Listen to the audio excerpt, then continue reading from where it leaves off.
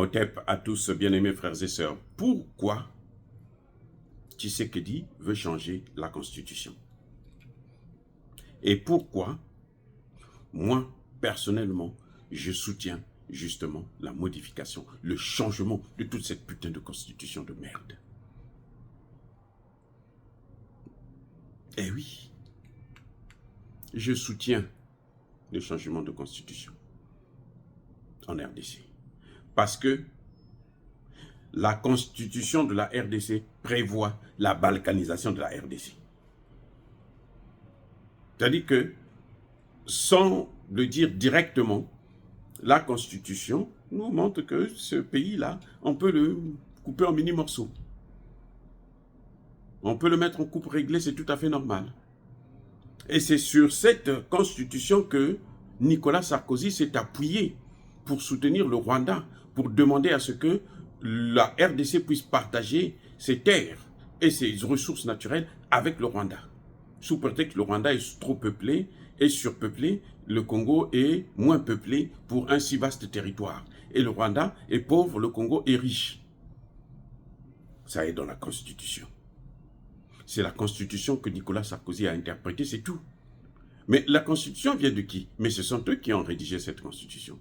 Cette Constitution est venue dans les valises depuis la France et la Belgique. Eh oui. Et puis on est venu imposer ça au peuple congolais.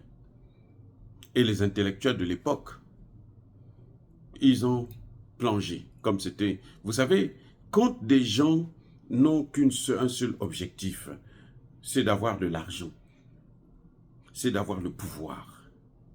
C'est ça, malheureusement, en Afrique. C'est pour ça que nos pays sont en train d'échouer.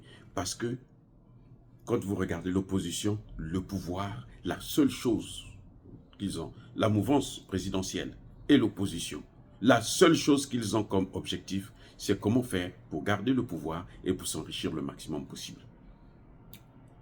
Quitte à ce qu'on détruise tout le pays, quitte à ce qu'on appauvrisse tout le pays, quitte à ce que personne ne ressort de là vivant ou même... Voilà.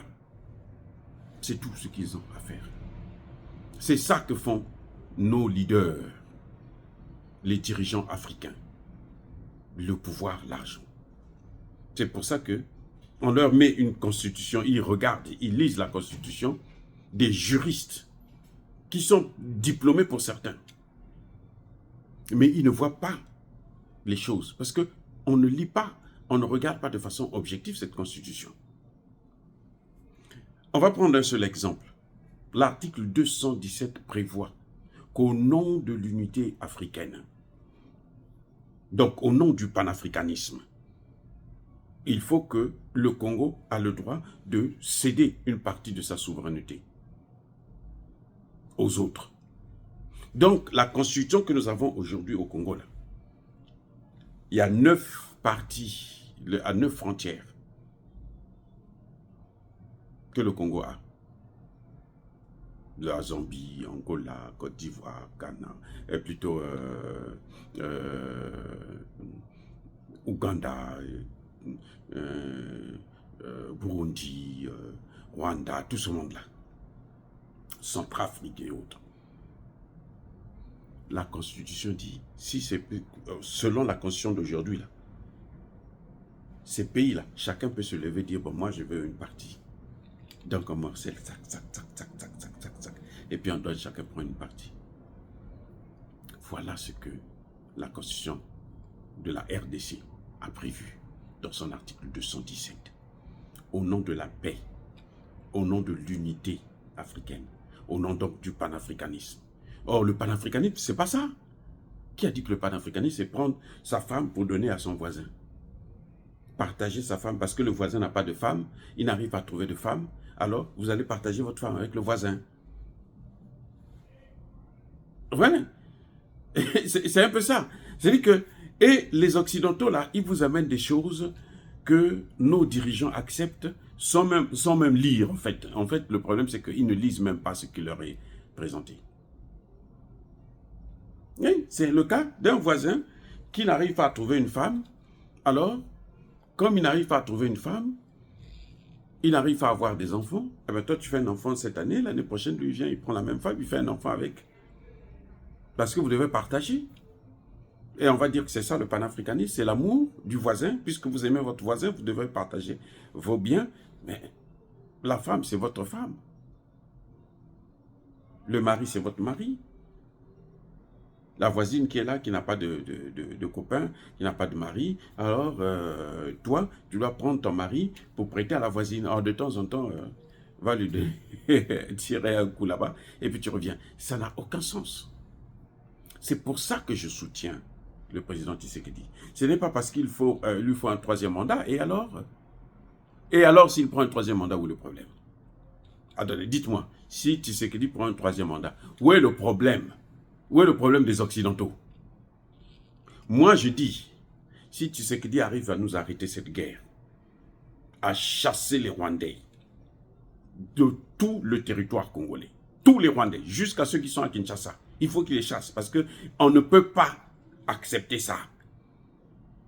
Si Tshisekedi le fait, moi je le soutiens pour un troisième mandat. Avec ou sans élection. Parce que de toutes les façons, ce qui compte pour nous, ce n'est pas l'élection. Ce qui compte pour nous, c'est le bon dirigeant. Nous voulons des gens qui règlent nos problèmes. Tshisekedi règle le problème de sécurité à l'Est. Et il nous chasse tous ces Rwandais-là de tout le territoire. Parce qu'il n'y a pas de quartier, il n'y a pas de pitié, il n'y a pas de pardon. Ils ont tué déjà 18 millions de Congolais. On ne peut pas pardonner ça. Si Tshisekedi arrête ça, il les prend tous les bandits, les voyous, les imbéciles de Rwandais là, il les renvoie chez eux.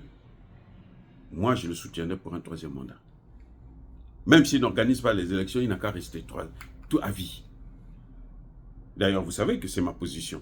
Ce n'est pas la démocratie qui m'intéresse. C'est la bonne gestion qui m'intéresse. C'est les bons hommes qui m'intéressent. Ceux qui règlent les problèmes de société, de nos problèmes. Nous avons en RDC le problème numéro 1, c'est même pas le développement. Le problème numéro 1, c'est la sécurité. C'est vrai que la sécurité va de pair avec le développement. Mais le problème numéro 1, c'est la sécurité. Si Tshisekedi met tous les moyens en jeu, eh bien, pourquoi voulez-vous l'empêcher d'avoir un troisième mandat? Et où est le problème des Occidentaux dans ça? Ils attendent que Tshisekedi parte pour chercher encore à trouver, magouiller, et puis trouver quelqu'un qui va venir jouer leur jeu. Non, nous n'allons plus faire leur jeu. Nous devons récompenser les bons dirigeants. Ah oui, mais si Tshisekedi ne règle pas ce problème-là, d'ici là, mais tant pis pour lui, après ça, à la fin de son mandat, il s'en va. S'il règle le problème de sécurité complètement au Congo, qu'il chasse tous ces Rwandais-là de la RDC, même s'il veut partir là, il faut le prendre, le garder là. Nako, c'est notre pays, c'est pas le pays, enfin je dis notre pays parce que je suis africain, je suis du Congo-Brazzaville, mais je dis c'est notre pays, nous avons le droit de faire ce qui est bon pour nous, pas ce qui est bon pour les Occidentaux. Ce n'est pas parce qu'eux, ils veulent la démocratie qu'ils vont nous imposer aussi la démocratie. Regardez en Ukraine. Regardez. Il n'organise pas les élections, ça fait maintenant bientôt plus d'un an. Qu'il est illégal. Mais est-ce que vous avez entendu les Occidentaux en parler? Ça n'existe même pas, c'est comme si c'était un non-événement. Mais qui va continuer à passer le temps à suivre leurs imbécilités? Non, ça ne nous regarde pas. Les Africains doivent le savoir désormais. Ce n'est pas la démocratie qui développe, qui bénit un pays. C'est le travail d'un homme, le travail des dirigeants qui développe un pays. Si c'était que la démocratie, pratiquement tous ces pays organisent des élections, qu'elles soient truquées ou pas, mais en tout cas, ils organisent des élections. Vous avez vu des changements? Aucun changement. Donc nous, moi je soutiens par exemple que le départ de Ouattara parce qu'il a aggravé la situation de la Côte d'Ivoire. Et il est d'ailleurs venu illégalement puisqu'il n'avait même pas gagné l'élection. C'est pour ça que je soutiens son départ. Il faut qu'il parte. Vous voyez, c'est ça le problème que moi je soutiens. Ma position c'est celle-là. Je m'en fiche de ce que les gens vont dire de la démocratie. Et la constitution là, doit changer. Ce n'est pas à cause de Tshisekedi, mais elle doit changer parce que cette constitution n'a pas été rédigée par des gens honnêtes, par des gens sérieux. C'est une constitution qui a été imposée, venue de l'étranger. Et nous, on n'a plus le temps pour ça. On n'a plus le temps, personne n'a le temps encore pour ça. Monsieur Tshisekedi, changez-nous cette putain de constitution. C'est les Français, les Belges, les Allemands, les Américains qui ne sont pas contents, qu'ils aillent se faire foutre. On sait très bien. Vous avez vu comment ils ont fait avec, comment ils ont triché aux élections en 2020. Vous avez dit un mot, personne n'a dit un mot. Alors maintenant, nous, on s'en fout aussi de ce que nous faisons chez nous, ce qu'ils pensent eux. Ça ne nous regarde pas. Nous souhaitons avoir des gens sérieux. Si ce n'est que cette opposition que je vois là, qui est là, en train de se battre pour que ça soit au doigt de là que je m'y mette. Et ils ne sont même pas capables de faire des propositions crédibles au gouvernement pour dire au gouvernement, voici la solution pour le problème que nous avons. Non, nous voulons le partage de pouvoir. Il faut s'asseoir, il faut qu'on partage. Non, c'est pas ça. Nous, on veut des gens qui nous apportent des idées. Quand vous apportez des idées, là, même le pouvoir lui-même, il va dire, bon, écoute-toi là, viens avec moi, viens mettre ça en pratique. C'est comme ça que ça se passe dans des vrais pays. Voilà, bien-aimés frères et sœurs. Donc, je crois que la constitution du Congo mérite d'être changée. Il faut une constitution adaptée, une constitution qui va donner aucun droit aux étrangers, aux Rwandais et les autres. Aucun, je dis bien aucun. Parce que dans les autres pays, là, personne n'a des droits. L'unité africaine, là, hein, le panafricanisme, là, oui, nous voulons ça, l'unité.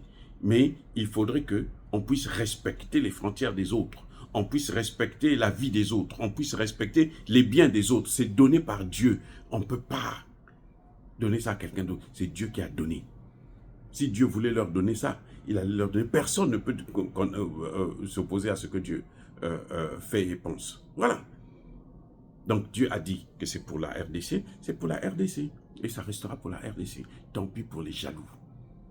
Oh, les gars, soyez bénis, abondamment bénis par le Dieu des Kémites, par nos ancêtres angélisés. Mais que tous ceux qui persécutent le continent africain, le pays déstabilisent, qu'ils soient noirs, blancs, chinois, arabes, juifs, indiens ou qui qu'ils soient punis, maudits, foudroyés, neutralisés, écrasés, effacés par le Dieu des Kémites, par nos ancêtres angélisés. Vive l'Afrique éternelle, j'ai dit et j'assume.